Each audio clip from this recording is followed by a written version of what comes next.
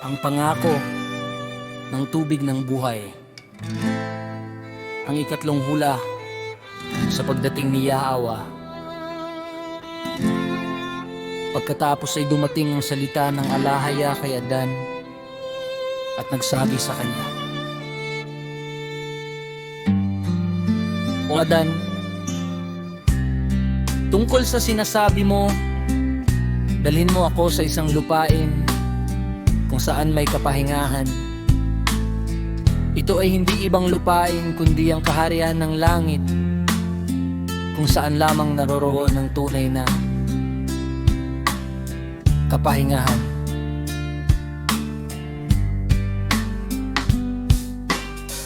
Ngunit hindi ka maaaring pumasok dito sa kasalukuyan,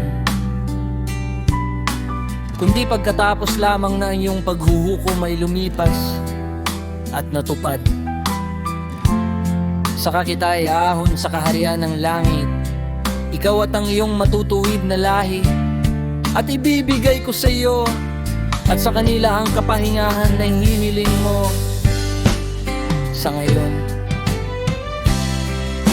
At kung sinabi mo,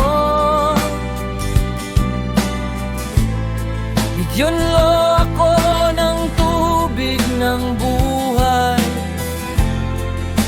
upang ako'y makainom at mabuhay.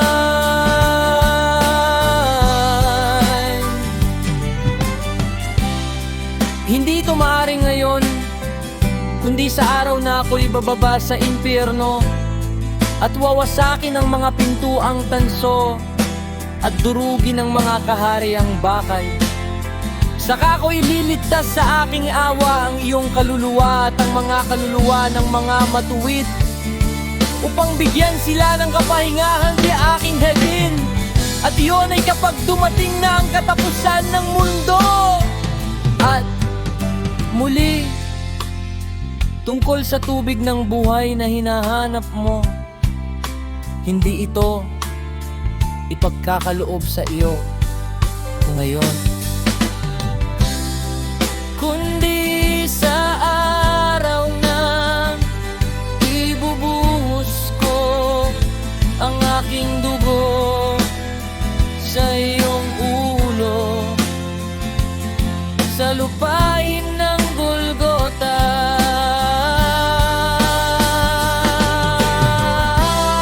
Sapagkat ang aking lagot ang magiging tubig ng buhay para sa iyo sa panahong iyon, at hindi sa iyo lamang, kundi sa lahat ng iyong lahi na sasampalataya sa akin, upang ito'y maging kapahingahan nila. Magpakailanman. Muling sinabi ng alahaya kay Adan, "O Adan, kung ikaw ay nasa hardin, ang mga pagsubok na ito ay hindi dumating sa'yo. Ngunit mula ng iyong labagin ang aking utos, ang lahat ng paghihirap na ito ay dumating sa iyo. Ngayon, ang iyong laman ay nangangailangan ng pagkain at inumin. Uminom ka nga ng tubig na dumadaloy sa tabi mo sa ibabaw ng lupa." Pagkatapos ay iniurong ng alahaya ang kanyang salita kay Adan. At sinamba ni Adan at Eva ang halahaya Aba, Yahweh, at bumalik mula sa ilog ng tubig patungo sa kuweba. Katanghali ang tapat, at nang sila'y lumapit sa kuweba, nakita nilang isang malaking adoy. Sa tabi nito